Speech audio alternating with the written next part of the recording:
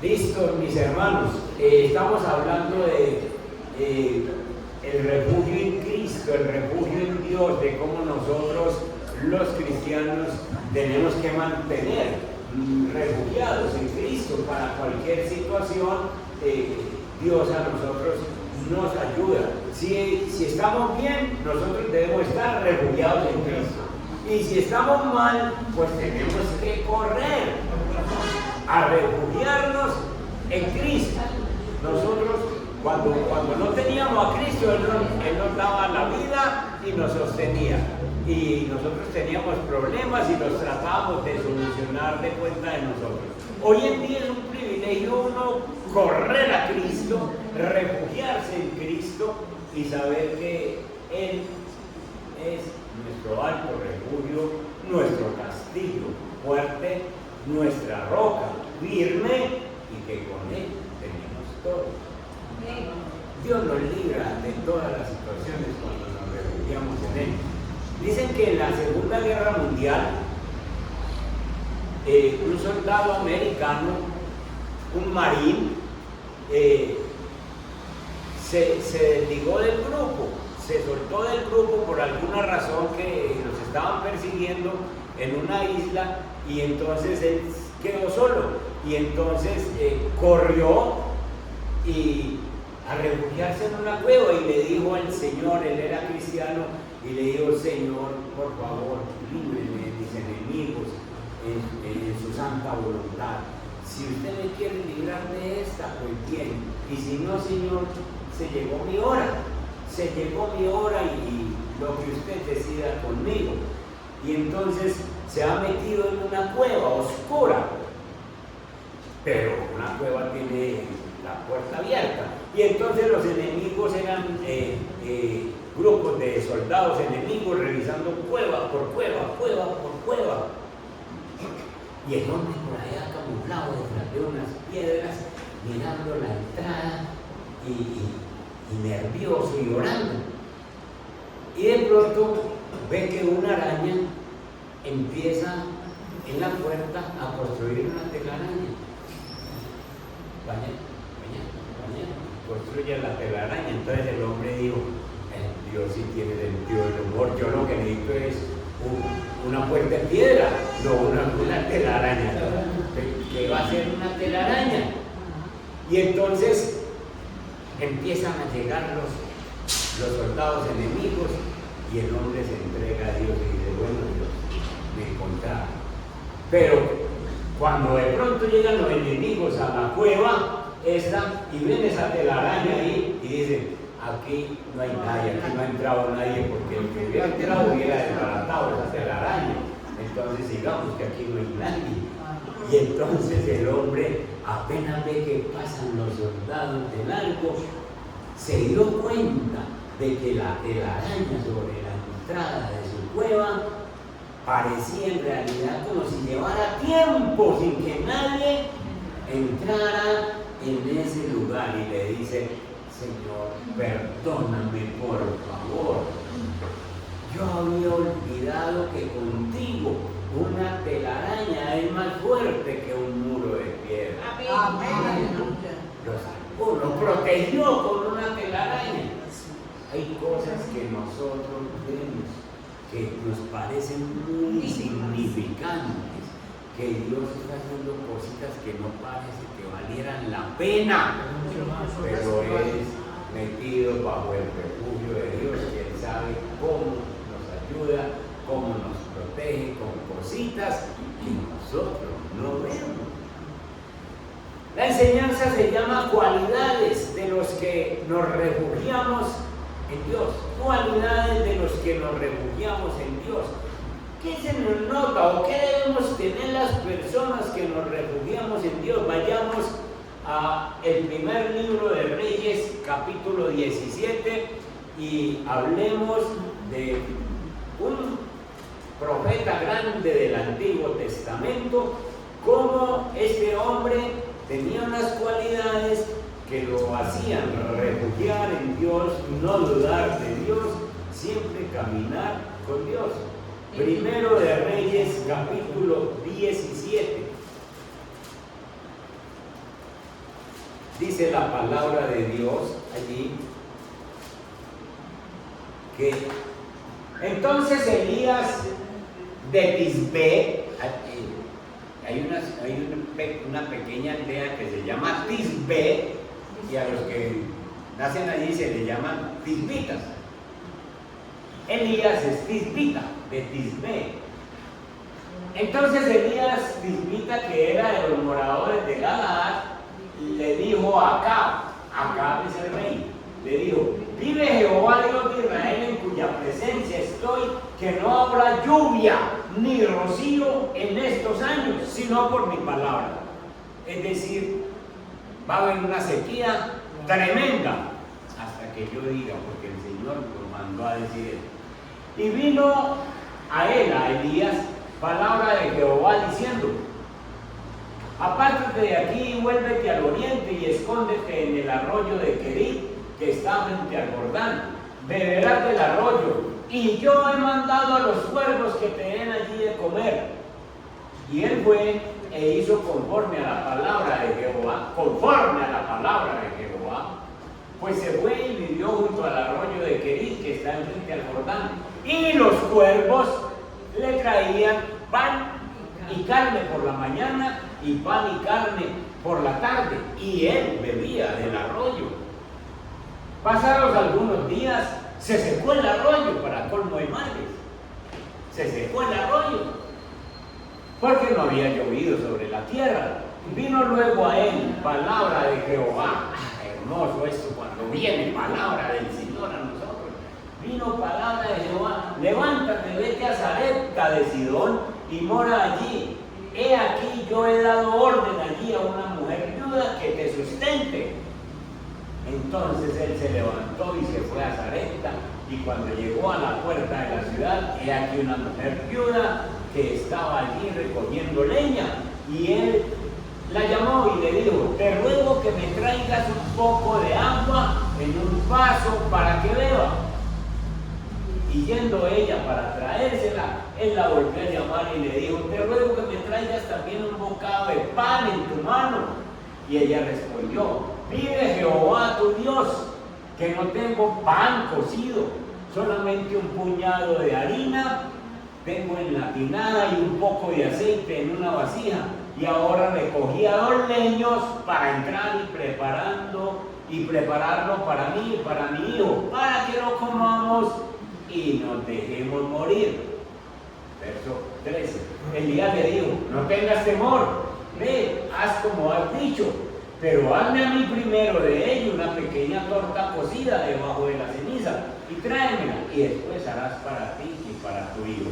Porque Jehová, Dios de Israel, ha dicho así: la harina de la tinaja no escaseará, ni el aceite de la vasija disminuirá hasta el día en que Jehová haga llover sobre la faz de la tierra.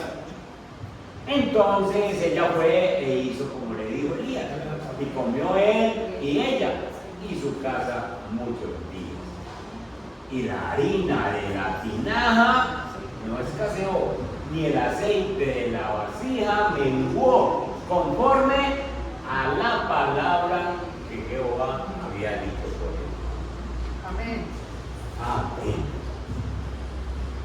Cualidades de los que nos refugiamos en Dios. En algunos tiempos, cuando la vida está estable, que no pasa nada, nosotros decimos: bueno, no necesito como tanto orar, no necesito como tanto buscar y refugiarme en Dios. Pero cuando la cosa se pone un poquito más difícil, nosotros muchas veces olvidamos que Dios puede obrar en nuestras vidas de maneras sorprendentes. Y si nosotros estamos dispuestos a refugiarnos en Él plenamente, Él nos da unas direcciones que hay veces que parecen como que no fueran, como el caso de la telaraña, como que no fuera, pero sí es. Aquí vemos cómo le da unas órdenes a Elías que parece que no fueran como tan contundentes, como tan claras. Elías fue un hombre que siempre confió y siempre se refugió en el Señor con todo su corazón, como lo indica este pasaje que acabamos de leer. Vamos a desglosarlo un poquito. Si ustedes recuerdan la vida de Elías, algo de la vida de Elías, Elías junto con Enoc fueron dos hombres que fueron llevados de la tierra al cielo sin morir. Arrebatados. No murieron.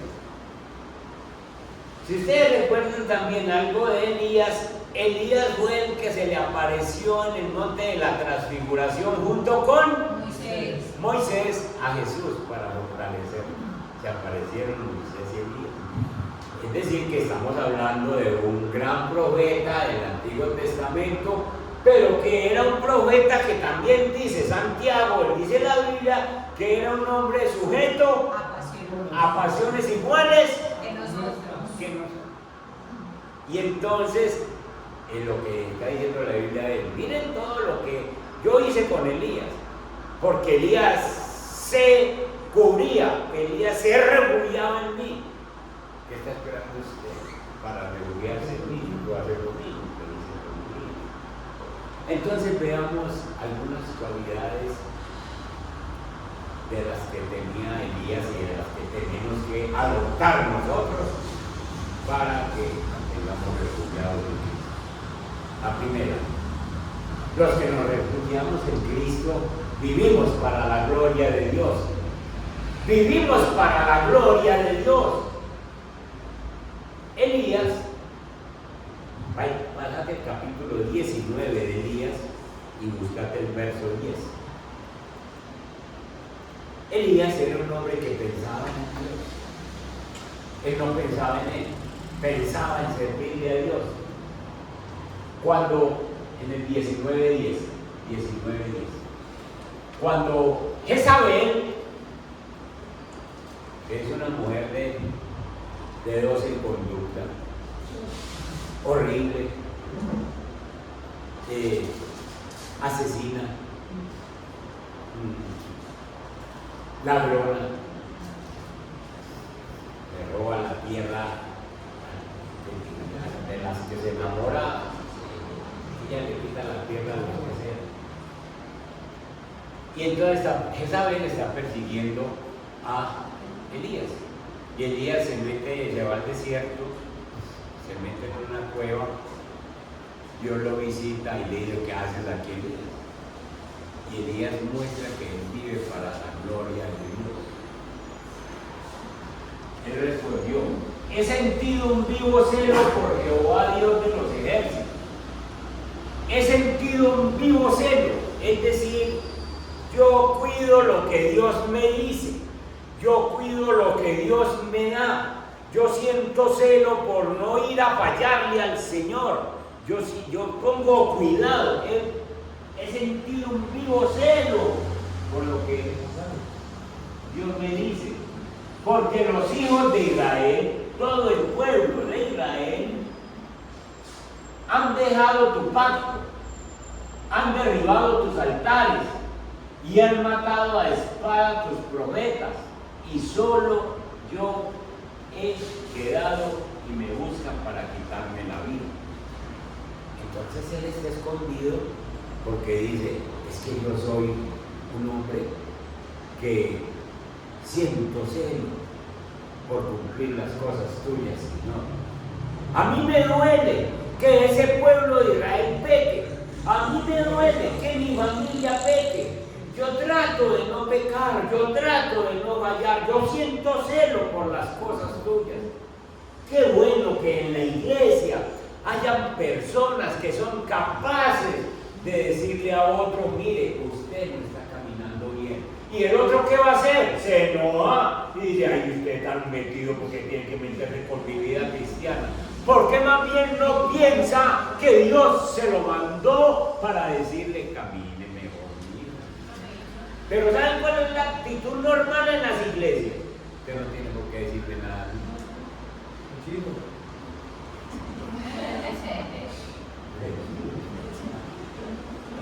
Pero Dios nos manda a decir cosas.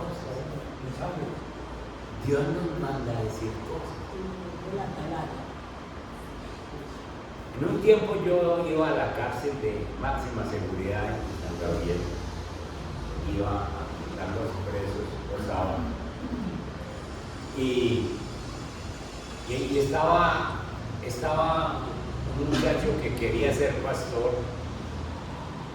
Él dijo, no, yo salgo de aquí, yo quiero ser pastor, yo quiero enseñar la Biblia. Estaba pagando 40 años y se la rebajaron a 12 por estudio, a 12 años. Ya lo estaba cumpliendo. Entonces me dijo, pastor, el sábado que viene yo necesito que usted me ayude con una liberación. Con una liberación. Y yo le dije, hermano, prepárese. Y lo vengo y hacemos una liberación. La hacemos en su celda. Y para que en el patio pues, no se pueda hacer con tanta gente ahí mirando. La hacemos en la celda. Y entonces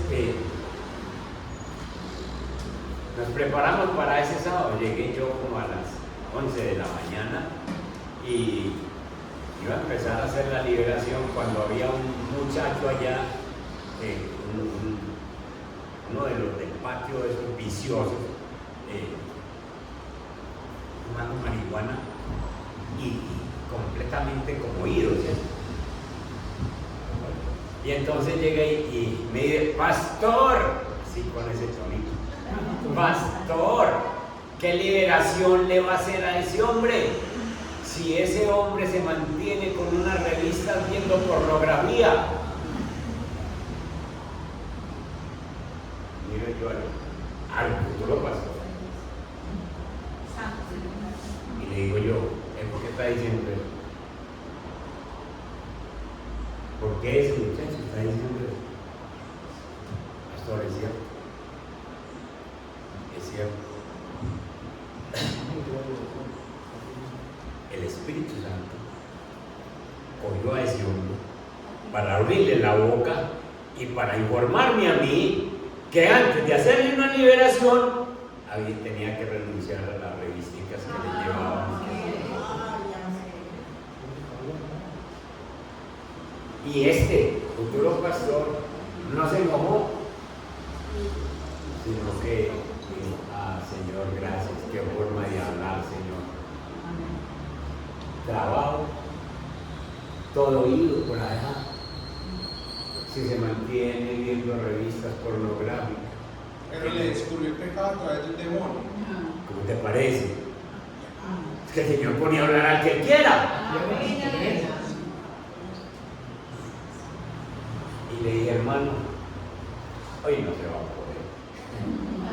Usted va sencillamente a hacer una renuncia.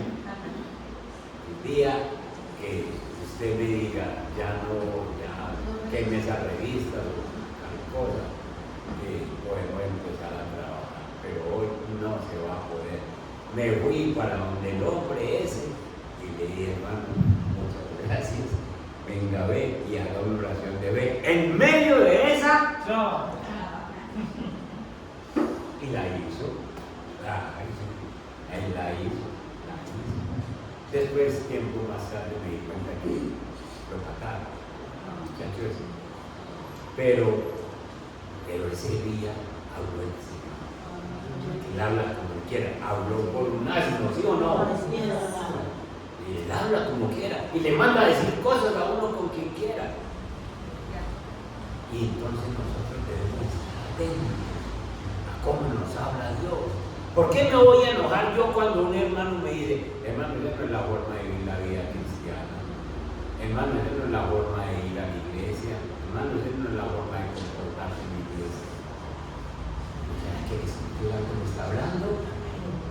¿A qué le voy a decir metido o metida? El Señor que me está mandando decir. ¿Sí? Elías vivía para la gloria de Dios. Vivía para la gloria de Dios. Jezabel lo está persiguiendo, pero este hombre dice, es que yo siento celo por las cosas tuyas. Yo siento celo porque este pueblo no hace las cosas como tú le mandas. Yo estoy enojado, Señor, porque yo lucho por vivir cristianamente y quiero que todo tu pueblo viva iba bien, han derribado tus altares, es decir, ya no volvieron a orar, ya no volvieron a congregarse, han matado a espada a los profetas, a los que predicamos la palabra, y solo he quedado yo y me buscan también para quitarme la vida. Un hombre que vive para la gloria de Dios y está celoso de lo que está pasando. Elías era un hombre que anhelaba ver glorificado el nombre de Dios, no solo por mí, es que yo puedo glorificar el nombre de Dios, pero yo quiero que mi esposa glorifique el nombre de Dios, pero yo quiero que mis hijos glorifiquen el nombre de Dios, pero yo quiero que la iglesia glorifique el nombre de Dios, y entonces soy celoso, me gusta que las personas tengan una sana doctrina, soy celoso, yo soy estudioso porque me encanta estudiar. Yo terminé mi teología, pero yo no he dejado de estudiar porque soy celoso de una sana doctrina. Me gusta que ustedes aprendan. Yo enseño instituto bíblico gratis. Nada más porque yo quiero que ustedes aprendan a vivir una sana doctrina. Vivan la vida cristiana. Soy celoso de glorificar a Dios. El pecado estaba impidiendo que Dios sea glorificado. El pecado estaba extendido en todos los tiempos en que Elías vivió. Israel estaba siendo comandado, el rey de Israel era Acab. Acab es un rey israelita, pero Acab dañó la cosa cuando se casó con una loquilla, con Jezabel, una mujer pagana, hija de un rey pagano, Sidonio, era un hombre pagano y ella era pagana y ellos tenían sus dioses. Y entonces, Jezabel, que es una mujer de un carácter fuerte, como les dije ahora, es capaz de cualquier cosa, está mandando a buscar a Elías no para celebrar el cumpleaños, para cortarle la cabeza. Acab no, la mujer sí. Y entonces Acab se ha casado con ella y entonces ha traído dioses paganos a Israel y han derribado los altares del Señor. Nadie se congrega, nadie lee Biblia, matan los profetas. Y ese celo lo siente Elías, porque Elías vive para la gloria de Dios. Y este pueblo entonces va a tener que enfrentar el juicio de Dios. ¿Y saben cómo enfrenta el juicio de Dios? Que Dios le dice a Elías, ¿sabe qué, Elías? Mandemos una sequía al pueblo. Volvete al verso 1, 17:1. Entonces Elías, tisbita, que era de los moradores de Galaad, dijo a Acab: vive Jehová Dios de Israel, en cuya presencia estoy, que no habrá lluvia ni rocío en estos años, no en estos días, ni en estos meses, sino en los próximos años, sino por mi palabra. Eso quiere decir hasta que yo vuelva y hago. Yo le digo esa facultad, yo le digo, hágalo mío, hágalo, porque el pecado es tan grave que yo lo voy a justiciar. Y entonces mandó una sequía, entonces no volvió a llover. Cuando no deja de llover, ¿qué pasa con el ganado? ¿Qué pasa con las plantas? Con los ríos. Acaba la economía. Juicio de Dios. Y entonces, pero como Elías fue llamado para entregar personalmente ese duro mensaje al rey, es una tarea que no es fácil. Presentarse delante del rey y decir: Dios me ha dicho, en cuya presencia estoy, que no va a haber lluvia en los años siguientes. ¿Qué va a hacer? El rey podía haberlo mandado a matar en el momento. Pero es que es un hombre que vive para la gloria de Dios y entonces no le da miedo. Cuando uno se refugia en Dios, uno hace cosas que Dios le manda a hacer y a uno sencillamente no le da miedo porque sabe que está obedeciendo a Dios. Elías estaba metido en glorificar el nombre de Dios, en que la gloria fuera para Dios.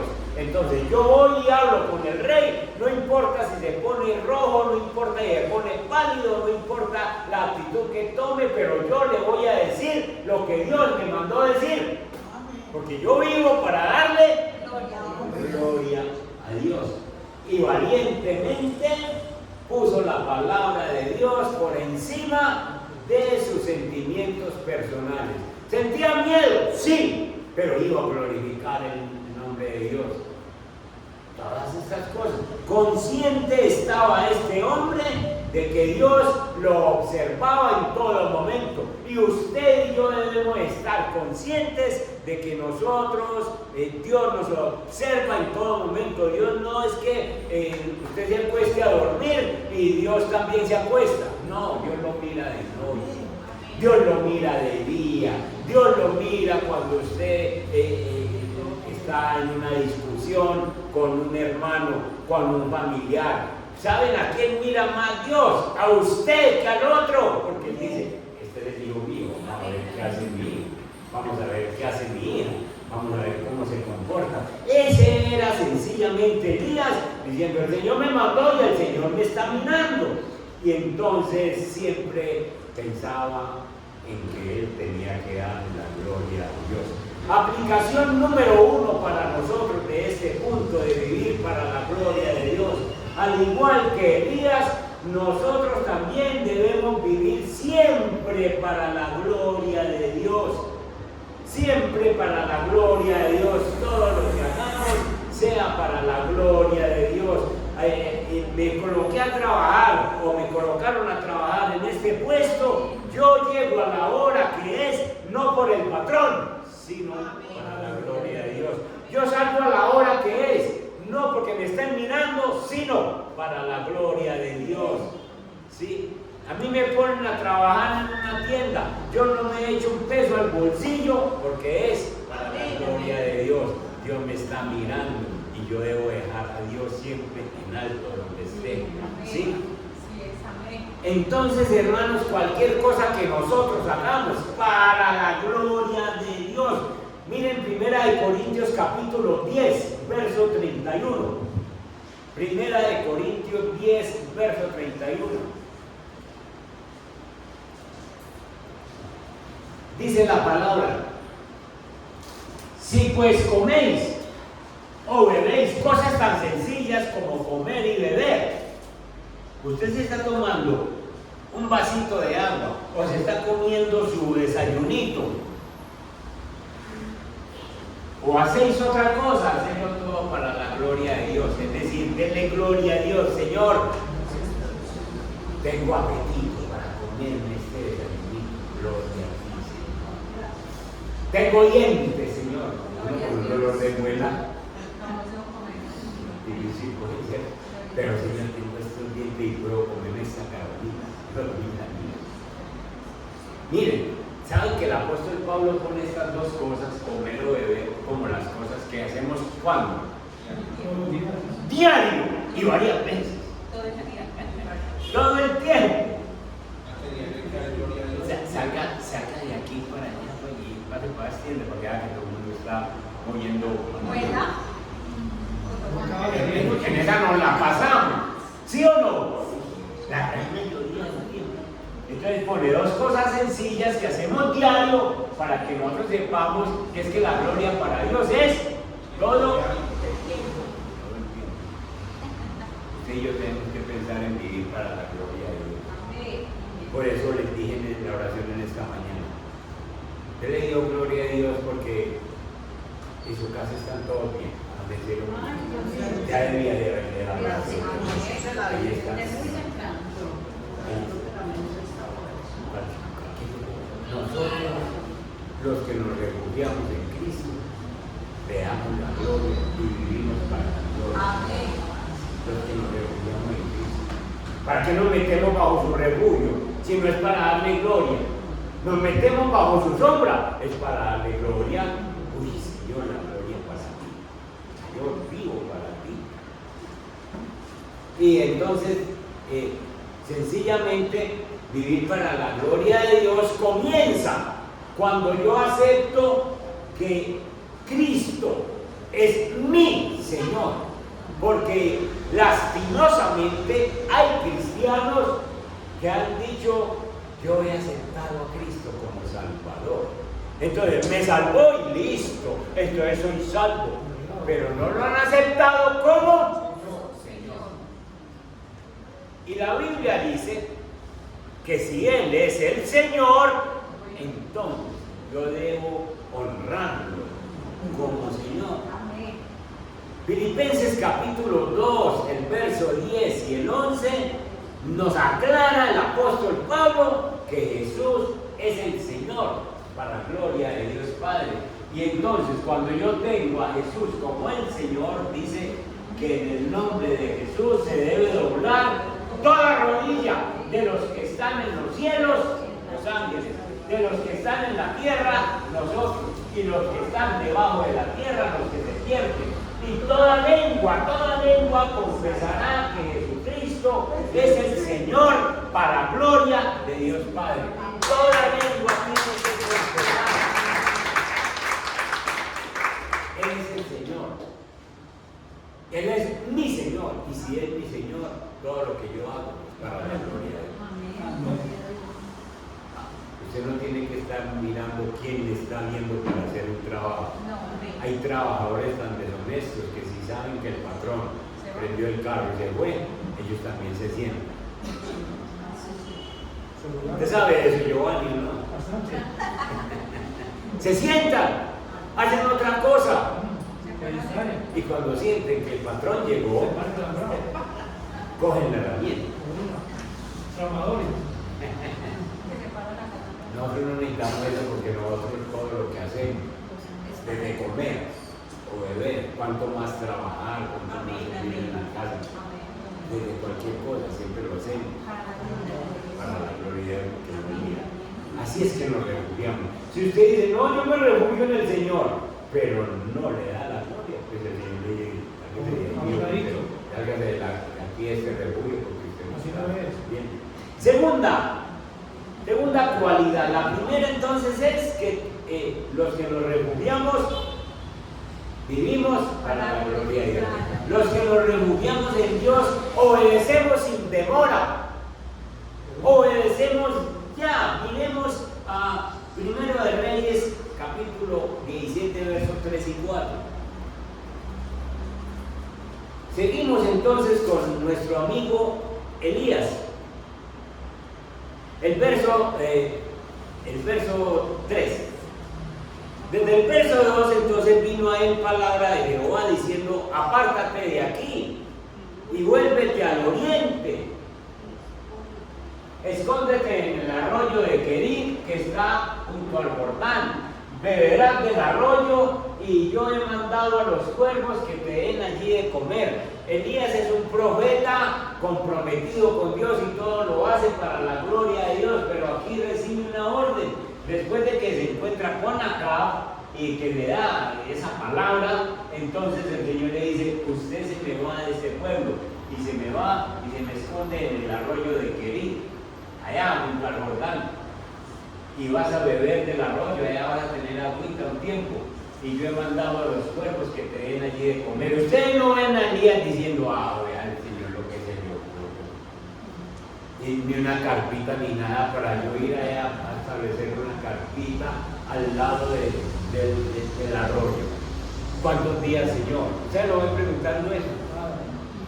No, porque está refugiado bajo el Señor verá hasta cuándo.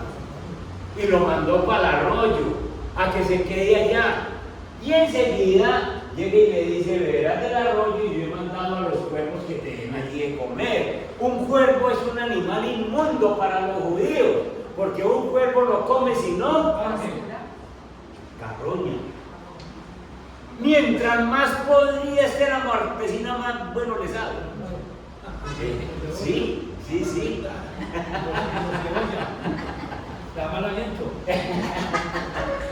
Y entonces, ustedes no ven Elías: Señor, hombre, habiendo tanto con quien mandarme la comida y me la va a mandar con un animal de esos. Me la va a mandar porque usted tiene muchos ángeles en el cielo. Pues mándeme un angelito que me traiga la comida en una toquita, algo así. Es que usted puede hacer muchas cosas. Que como él le ocurre mandarme un cuervo. ¿Quién sabe que se comía el cuervo antes de traerme y no había lavado el pico? Señor, ¿ustedes lo ven ahí haciéndole algún reclamo a Dios? No cuestiona nada. No cuestiona nada. No cuestiona nada. El que se mete bajo el refugio de Dios obedece sin demora, obedece sin preguntas. El que se refugia bajo Dios simplemente obedece, simplemente corre a obedecer. Aquí hay muchas preguntas que hacerse. Muchas preguntas. Señor, dijo el soldado, ¿por qué no me cubre de otra manera? ¿Usted cómo le ocurre mandar una telaraña ahí, señores? ¿Qué va a hacer? Esa es la forma del Señor cuidar, la que menos pensamos nosotros. Aquí un cuervo que no se le puede poner una carne al pico porque mismo de la traga. Y ahora es capaz de cogerla y llevarla. Y Elías está entendiendo que al Señor hay que obedecerle sencillamente, como él dice. La reacción de Elías está en el verso 5. Y él fue e hizo conforme. Y él fue e hizo conforme a la palabra de Jehová. Me voy para el arroyo, me siento allá, por la mañana le llegaba carne y pan, comía, tomaba agüita y por la tarde volvía el cuervo con agua. Nunca le preguntó de dónde la traes, nunca le preguntó. Sí, simplemente obedeciendo a Dios. Obedeciendo a Dios, fiel a su palabra. Dios alimentó a Elías por medio de ese cuervo y le proporcionó agua del arroyo. Y Dios, con el paso del tiempo, estaba preparando a Elías para tareas que necesitaban mucha más confianza de Elías en él. Fueron pasando los días allí y Elías sencillamente metido con el Señor. Y entonces se van como poniendo las tareas un poquito más difíciles. En el verso 7, pasados algunos días allá en el arroyo, se secó. Se seca el arroyo. Ya no tiene que venir el cuervo, ya no tiene que beber más agua del arroyo, porque no había llovido sobre la tierra. Y entonces el Señor vuelve y le habla. Vino palabra de Jehová a Elías diciendo: levántate y vete a Sarepta de Sidón y mora allí. He aquí yo he dado orden allí a una mujer viuda que te sustente. Entonces Elías puede decir: uy, me cambió la vida. ¿Sí o qué? Ahora ya no es un cuerpo, ahora hay una viuda, tal vez hasta platica la vida. Puede ser que platique y ahora sí le cambió la vida. Pero aquí hay un poco de cosas también que aprender.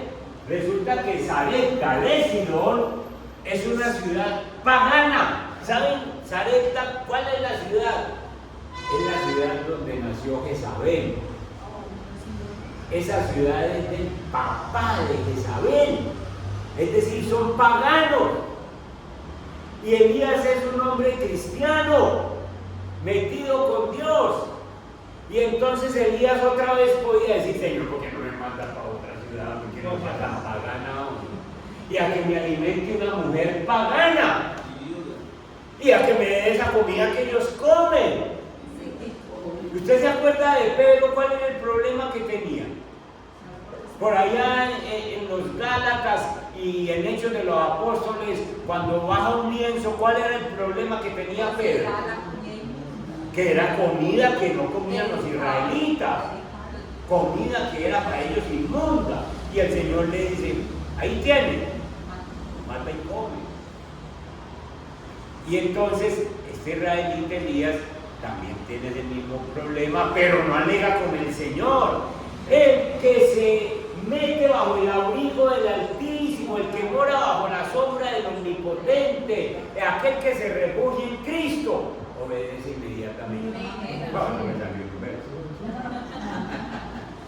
Obedece ya, no se demore en obedecer. Aquí no vemos a este hombre, ¿y por qué allá? ¿Y por qué donde la ciudad de Jezabel? ¿Y por qué con una viuda que yo no sé qué me va a dar de comer? Ese estilo de comida que ellos tienen. Verso 10. Entonces, ¿qué? Él, Elías, se levantó y se fue a Zaret. Alegó con el Señor. No. Porque estaba bajo el refugio de Dios. Los que nos refugiamos bajo las alas de Dios obedecemos. Y cuando llegó a la puerta de la ciudad, he aquí una mujer viuda que estaba allí recogiendo leña. Y él la llamó y le dijo, te ruego que me traigas un poco de agua en un vaso para que beba. Y yendo ella para traérsela, él la volvió a llamar y le dijo, te ruego que me traigas también un bocado de pan en tu mano. Cualquiera que lea esos versículos dice, este conchudo, ¿cierto? Como él le ocurre, ¿sí? Pero es que él está creyendo que es que ya tiene de todo. Es que Dios lo mandó a un lugar donde había abundancia. Y se encuentra con una mujer pobre, una mujer viuda, una mujer que a duras penas ha oído hablar del Señor por allá por otro lado, porque ella no sigue a Cristo. Y con un hijo, y con un poquito de aceite, con un puñadito de arena y 2 palos para prender. Y entonces Elías dice, Dios, ¿a dónde me mandaste? Pero Elías está bajo el refugio del Todopoderoso y entonces suelta la palabra del Señor. Suelta la palabra del Señor, porque Elías ha entendido que Dios lo tiene para cosas mayores. Y entonces ella respondió, vive Jehová tu Dios que no tengo pan cocido, solamente un puñado de harina tengo en la tinaja y un poco de aceite en una vasija, y ahora recogía 2 leños para entrar y prepararlo para mí y para mi hijo, para que lo comamos y nos dejemos morir. Es decir, después de esa comidita sigue la muerte, porque vamos a morir de hambre.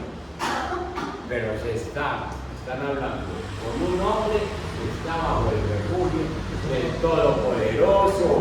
Y entonces sencillamente este hombre, como obedece al Señor, suelta la palabra del Señor. Y aquí está mi tercer punto, que es que los que nos refugiamos en el Señor vivimos por fe, caminamos en las promesas de Dios, vivimos en las promesas de Dios. Y entonces este hombre sencillamente con sus ojos humanos, él ve cosas que no son, pero sencillamente le cree al Señor. Tú me tienes aquí con un propósito, tú vas a hacer algo en esta casa. Todos los cristianos somos llamados a vivir por fe. La fe no es lo que vemos, sino lo que creemos. Desde el principio, Dios, de la Biblia, Dios nos mostró que hay que vivir por fe. Sucesos como la construcción del arca por Noé es por fe. Dios le dijo a Noé, construya un arca donde vamos a salvar los que creen y va a llover 40 días y 40 noches. Nunca había llovido sobre la tierra, pero no hay creyó y construyó el arca. Los otros no creyeron y se ahogaron. Dios nos manda a los que nos refugiamos en Él a vivir por fe. Vivir por fe es creerle, leer a sus promesas. Dios lo dijo y yo lo creo. Sucesos como el de Abraham. Deja tu tierra y tu parentela y haré de ti una gran nación y te bendeciré. Y al que te bendijere lo bendeciré y al que te maldijere lo maldeciré.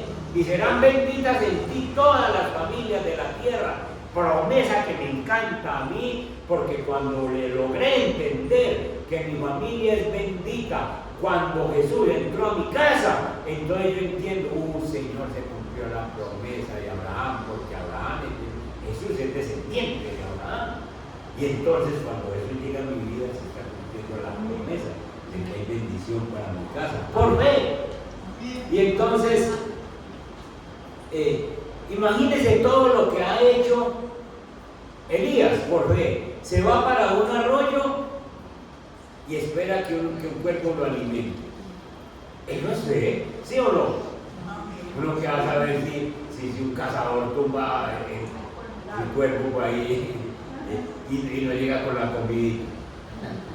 Dios no deja que lo haga.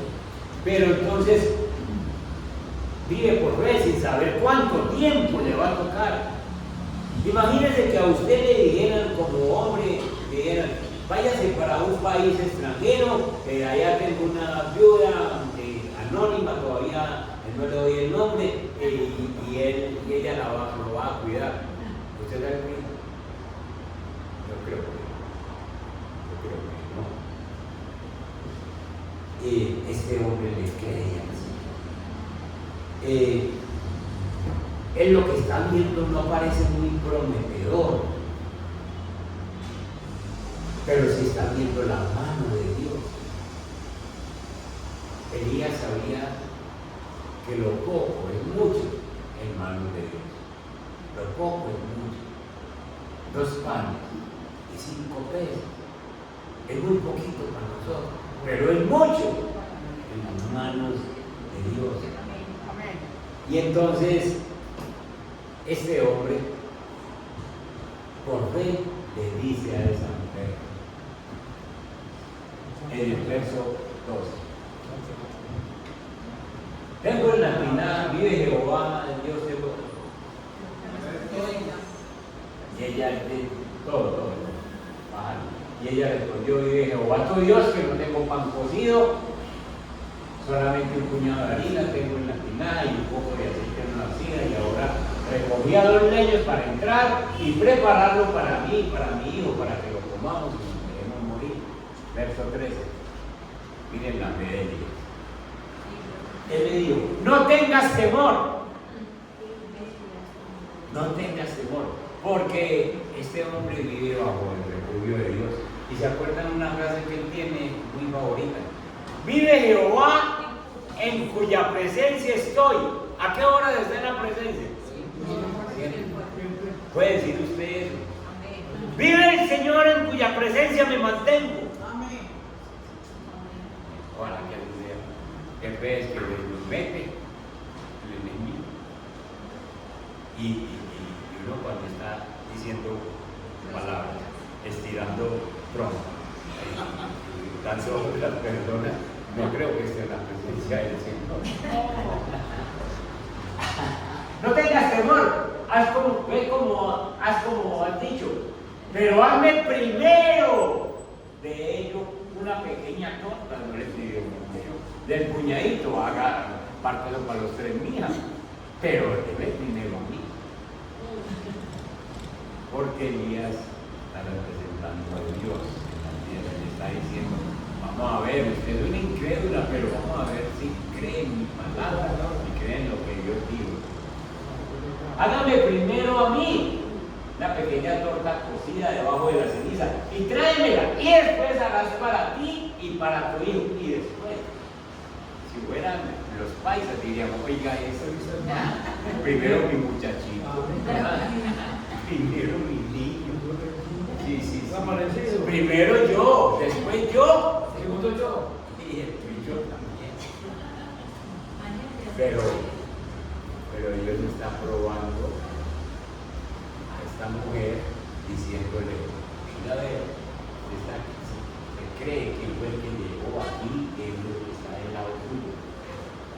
Porque Jehová Dios de Israel, pues miren cómo lo exalta, para la gloria de Dios. Porque el Señor ha dicho, la harina de la tinaja no escaseará, ni el aceite de la vasija disminuirá, hasta el día en que Jehová haga llover sobre la faz de la tierra. Verso 15. Entonces ella fue e hizo como le dijo Elías, y comió él y ella en su casa muchos días. ¿Qué hizo esa mujer? Tuvo fe, tuvo fe. Los que nos refugiamos en el Señor vivimos por fe. Le creemos al Señor tranquilamente todo lo que Él nos dice. La respuesta o el resultado fue que a pesar de la grave sequía que estaba ocurriendo en todo ese alrededor, Dios proveyó para esa familia. Y no solo para esa familia, imagínense los vecinos. Es que ese pasaje era para más. Y la harina de la tinaja no escaseó, ni el aceite de la vasija menguó. Entonces ella llegaba y no se vio una vasija grande de aceite, sino la misma vasija, con el mismo aceite porque la encontró Elías. La misma harina. Entonces hacía un pan, se lo daba al hijo y volvía a estar la misma harina, y vaciaba el aceite para cocinar y volvía y quedaba lo mismo. Entonces, imagínense, Elías, coma, listo. Coma, mijo, listo. Coma. Entonces llegaba una vecina, mija, ¿cómo le parece? Venga, coma. Y nunca escaseaba. Y nunca escaseaba. La Biblia dice que Dios bendijo todo el entorno que había con un frasco de aceite, con un poquito de aceite, con un poquito de harina. Nunca escaseó. Entonces, hermanos, aplicación para nosotros. Dios no le dio en abundancia, ni tampoco lo dejó en escasez. Dios le dio el pan de cada día. A Elías, a la viuda, a los que estaban ahí cerquita. ¿Por qué? Porque estaban refugiados bajo el Dios Todopoderoso y no se sintieron defraudados. Nosotros también debemos depender constantemente de Dios para todas nuestras necesidades. Piense en sus necesidades, la que sea, de aspecto de salud, en el aspecto familiar, una necesidad de que los hijos se conviertan, en el aspecto económico, todo eso que nosotros tenemos necesidades. Jamás debemos dudar de que si nos refugiamos bajo las alas del Señor, nos va a faltar alguna cosa. No dude lo que Dios le ha dicho. Lo que Dios le está diciendo en esta mañana a la luz del día, no lo dude cuando llegue a la oscuridad, cuando lleguen momentos de dificultad y esté como caminando al oscuro. No dude lo que Dios dijo. Filipenses 4:19 lo dice muy clarito para todos nosotros. Dios nos promete que suplirá todas nuestras necesidades. Miren eso. Mi Dios, el tuyo, el mío, bajo el cual me refugio, mi Dios, pues suplirá todo lo que os falta, en todas las áreas, conforme a sus riquezas en gloria. ¿El Señor es pobre o es rico? Es abundante, es abundante. Yo conversaba con una señora muy incrédula que me decía, pastor, yo no oro casi. Y yo, ¿por qué no ora? Porque hay tanta gente haciendo fila para pedir pobrecito el Señor, dando, y nadie le da a él nada, y entonces la gente de pronto le acaba y ya uno, ¿qué le va a dar a uno si ya repartió tanto? Pobrecito. ¿Le parece que es que el Señor tiene las cosas medidas? Lo limita. Medidas las tenemos usted y yo, que llega otra persona a almorzar a la casa y todos los ponemos nerviosos. Vaya a ver quesito, vaya a comprar unos pancitos para ver qué le damos a él. No. El Señor llega a usted, y llega a usted, y llega a usted, y llega a usted. Pídale lo que quiera, que conforme a su riqueza de gloria en Cristo Jesús, Él le va a dar. Él le va a dar. Pero miren un detalle. Miren un detalle. Conforme a su riqueza de gloria en Cristo. Si usted no está en Cristo, ni siquiera le creo a usted. Si usted no está refugiado en Cristo. Entonces, los que nos refugiamos en Cristo tenemos esas cualidades. Vivimos para la gloria de Dios. Obedecemos sin demora y caminamos por fe en sus promesas. De pronto usted está pensando a esta hora, no, Elías era un elegido especial, era un gran profeta, hasta el Señor se lo llevó sin morir. Yo soy una pobre persona común y corriente. Yo no puedo confiar en Dios o refugiarme en Dios como se refugiaba Elías. Pero la Biblia ya nos dice en Santiago capítulo 5, verso 17, terminemos ahí. 5 y 17, Santiago. Elías era hombre sujeto a pasiones semejantes a las nuestras. Miedo, flojera, tembleques. ¿Qué va a pasar con nosotros? Era un hombre sujeto a lo mismo, a tentaciones, a cosas. Y oró fervientemente para que no lloviese, y no llovió sobre la tierra por 3 años y 6 meses.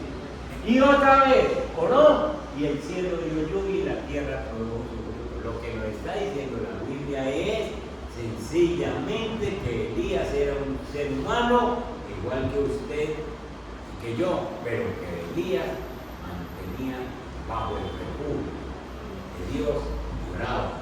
Por lo tanto, es posible que usted y yo confiemos como lo hizo Elías, nos refugiemos en Dios como se refugió Elías, obedezcamos de la manera que Él nos manda y entonces seguimos pidiéndole al Señor, porque nosotros lo necesitamos a Él.